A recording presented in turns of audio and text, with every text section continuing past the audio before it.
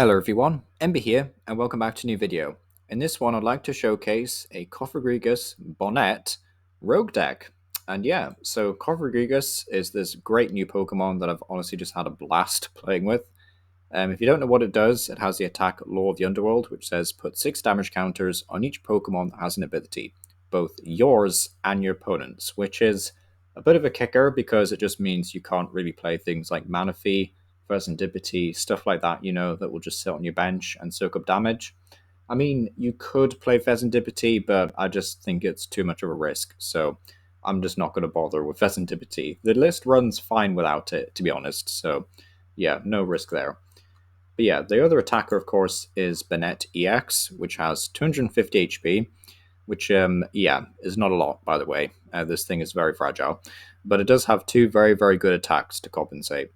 Everlasting Darkness does 30 damage, and during your opponent's next turn, they can't play any item cards from their hand, which is really good.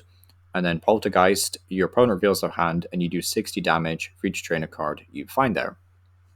So why this is actually a nice combo, not just because they're both stage 1 psychic types that don't have abilities, why it's really good is that Everlasting Darkness basically just puts your opponent on slow roll, so they're not doing much. And if they're not doing much, then they have to rely more and more on things like abilities while they set up their Pokemon. And even then, they're still, slow at getting into the game. I've got a match, by the way, recorded against Skeggar EX, which basically just Slowcases? What are the words today? Showcases. Yeah, that's Slowking, by the way, talking. Slowking wants his own video, but I'll get to him eventually. But yeah, showcases how this deck works and how it excels is basically you're using Everlasting Darkness to slow down your opponent and then make way for Cofagrigus in the late game. So yeah, that's kind of the deck in a nutshell. There's also some other spice, like a 1-1 line of Dusclops, because I thought it'd be funny. There's no other reason why. You can obviously, just cut this card. It has been useful sometimes, just to get a 5 damage counter KO on things like Gimmighoul and things. There is like options for that, which is nice. There's also a Banette here from Lost Origin, which has the very cool ability Puppet Offering, which says once in your turn, you may put a supporter card from your discard pile into your hand. If you do, put this Pokemon in the Lost Zone, which is fantastic because even though it does have an ability, it just means that you're typically using this either immediately or you're setting up to use it next turn as a precaution. So you can afford to, just Cofagrigus at least once into this guy, 60 damage to it, and then of course you can just send it to the Lost Zone and retrieve that supporter card. So, fantastic inclusion and just feels like a natural inclusion really, it's just great. If anything, I would say if you don't really want to play Dusclops because you're sick of seeing it, sick of playing against it, all the rest of it, I would just remove these guys and play an extra Banette and single prize Banette, rather. Am I calling it Banette? Yeah, Banette. Banette's right, not Banette. Banette. So an extra single prize Banette. I did it again. Single prize Banette plus another basic energy, just because basic energy is very important. Like, you definitely want to be finding your 7 basic energy, which is not a lot, really. So, something to bear in mind. But yeah, also, I forgot to mention another great card that makes this deck really fun in Rogue tier. Basically, Salvatore allows you to search your deck for a Pokemon that has no abilities and evolve it from one of your Pokemon. Great, right? However, you can also use this card on a Pokemon you put down when you were setting up to play, or on a Pokemon that was put into play this turn. So typically, you just want to go second with this deck, because if you open with Yamask and your opponent's like, ooh, that's a Yamask, but I'm still going to play my abilities because I'm safe for another few turns, you can just Salvatore straight into Cofagrigus and start using Law of the Underworld on things like Rotom V, for example. So that's good. Or Squawkabilly, which is even more fragile than Rotom. So, that's fantastic. But of course, you can also just use it on Banette, which is probably still the best way, I would say, for doing it. And that allows you to just use turn 1 Everlasting Darkness going second, which is great. So, Poltergeist is a very strong move, but it's also a very expensive move. So just something to bear in mind, I would just stick with Everlasting Darkness for as long as you can. It's super disruptive, and then move into Cofagrigus when you need to. So yeah, that's the deck in a nutshell, FYI.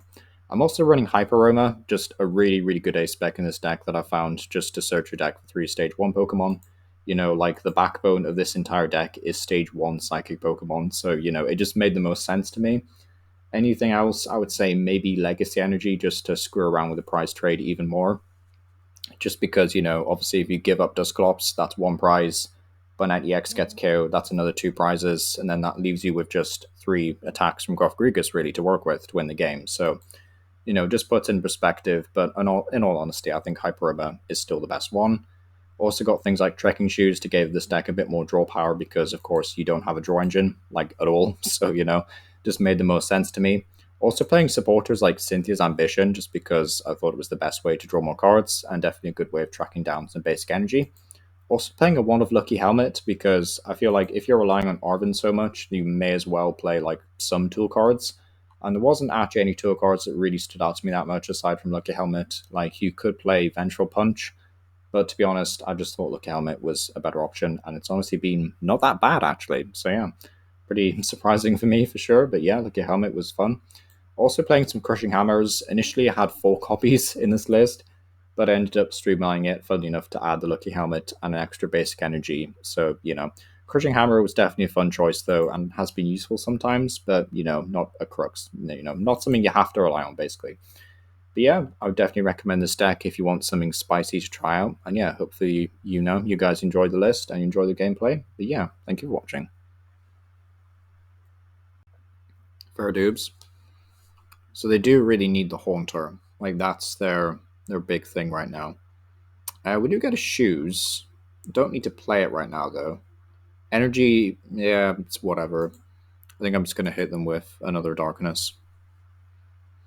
I could also Arven, potentially, for a Hyper Aroma, and I could have KO'd Ghastly with Dusclops. Was that wise, considering how many abilities you have in play already? Not sure if my opponent really understands Cofagrigus, but hey, I'm not going to question it. If they want to deck themselves out as well doing this, that's absolutely fine by me. Okay, Banette EX, that's pretty good. I won't evolve just yet, though, because we have, like, the single prize Banette to work with. This is kind of begging for a Cofagrigus play. I think what I will do, though, is I will just Hyper Aroma. I will give him a prize card. So I shall Aroma. I won't use a Switch. Do I have a Switch in deck, actually? Yes. Okay. That's also important for later on, if we have to switch out Banette EX for whatever reason. So I will Hyper Aroma. I will use Dusclops to KO Ghastly. So this is where, like, Dusclops is actually unironically a good card. Yes, I will take that, because I think it will be relevant. So you can evolve there. I don't think we'll actually need a Banette EX for the rest of the game. I'm pretty sure we only just need the one. This is a very one-sided game as well. Like, I feel like I'm doing way more than my opponent. We'll use Cursed Blast. Knock out the Ghastly with the energy.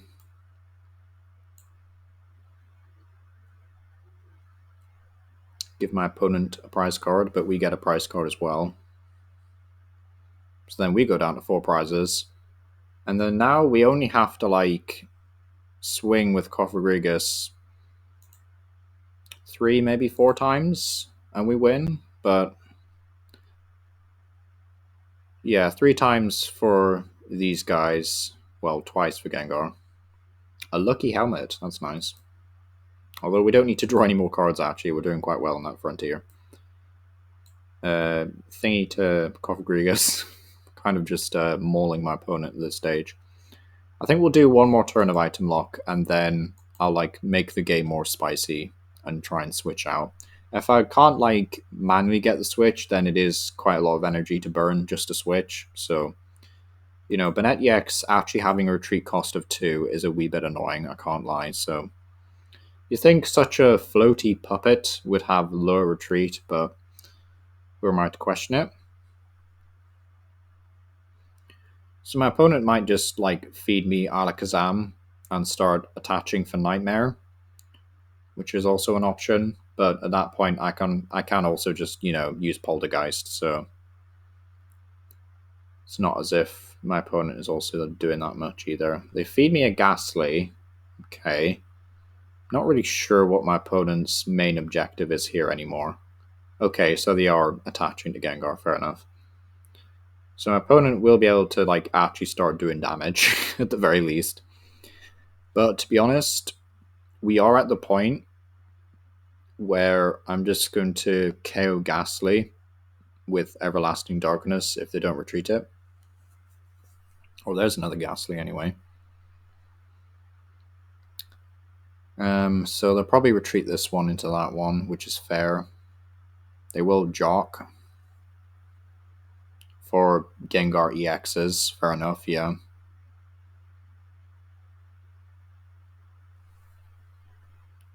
To be honest, I think we'll be fine.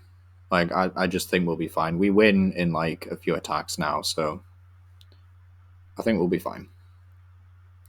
Opponent is choosing a new active Pokemon, Rotom V, fair enough. Rotom V is absolutely fine by me because it actually just means that we do win in 3 attacks now. So yeah, we just hit this thing for 30, then we just swing them for 3, so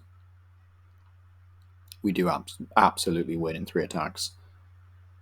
So that's pretty much guaranteed. I will attach an energy here. I won't actually bother with Lucky Helmet. I mean, they could Iono me to 3, which would be pretty painful, so maybe it's not the worst idea. I'm more bothered about like decking out really more than anything. So I just have to be careful I don't do that.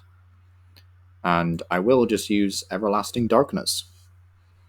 You could also make the argument there that I could have just used Poltergeist and then, you know, just KO'd, like more than likely KO'd this and then just KO something else. But I think we'll be fine either way. So bench Ghastly goes to Haunter. My opponent's had a very slow game, but next turn they will be able to, of course, get the stuff. There's another ability, but, you know, we are too many prizes away from being able to KO this, so it doesn't matter. I've got a sneaky suspicion that my opponent will also concede before we get the 3-prize win. I keep saying it like it's actually going to happen, but I mean, at this point, it is very, very likely that we do get it, so I'm not going to, like, obviously dispute it. So is this the boss's orders play on a Cofagrigus, which it might be, actually. It could be. They did Jock last turn, so... Is this the boss play? Nightmare. No. They do put me to sleep, though. So do I stay asleep? I wake up. Okay, that's pretty brutal. I could do stuffs there. What I will do, though, is I'm just going to start using Cofagrigus. I think it's just more fun, really. I could one-shot this, but... Tails? Really? Yeah, we'll Crushing Hammer once more.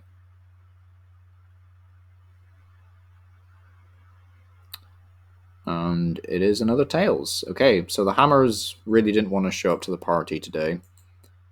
I will fork out the retreat cost, even though it's a bit boring. We'll go here. I could Arven for a Super Rod, but I think I'm going to wait until we need the Cofagrigus back. And then I will just Law of the Underworld. I do have to remember to use Banette as well before I Law of the Underworld again. So it's pretty much just have to do this 3 more times, well, 2 more times actually, and then we get our 4 prizes. So it's absolutely fine. So they will be able to play out all their items, but it's not going to save them really from Cofagrigus. They do have Crushing Hammers, so that's quite annoying. They do get heads, so is my opponent going to play like 4 Crushing Hammers and destroy my energy? Am I going to get brutally punished for not just using Cofagrigus the entire game? Potentially, right? Could happen. So a rare candy. I do actually love the Full Art Gengar though. It's a very cool artwork. Get the Dark Patch. Yep. The Dark Energy. So yeah, if I'd done Poltergeist, then Banette EX for sure would have, you know, been knocked out here, so. I mean, you could still, like, attack with the single prize Gengar, but I suppose it doesn't matter too much. Like, we literally just need an energy on this Cofagrigus and we're fine. So, question is actually, what supporter do I want back? I think it's probably just Arven, right? Yeah, I think we just got Arven. So I will Banette, deny them the prize. Shuppet. Don't think I need another Banette, to be honest. I will use Puppet Offering, though. And I will get Arven.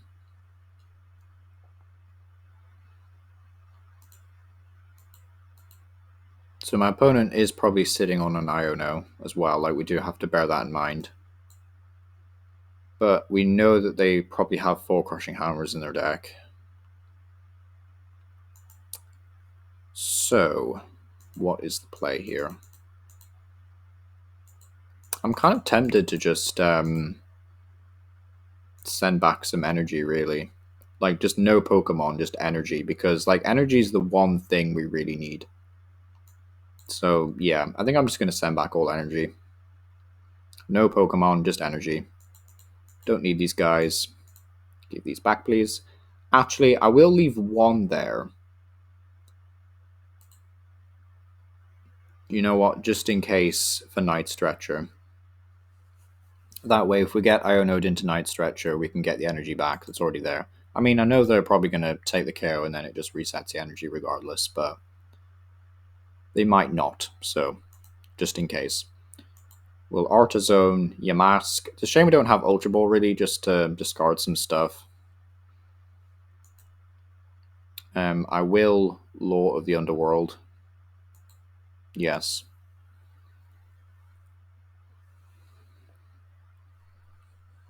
So we do get a prize card over here, which is nice. But yeah, since we were able to poke the Rotom V with the item lock, we are able to 3-shot this, thankfully. So we get our last prizes next turn, which is great. It's been a very, very long game, very excruciating. I'm not sure if I'll be able to showcase all of this, but yeah, we'll see. We'll see in the final video if I do. I do have like other games recorded with this deck, but as you can imagine, they all take forever, or your opponent just concedes. There's like no in between, really. So like your opponent will concede and deny you the right.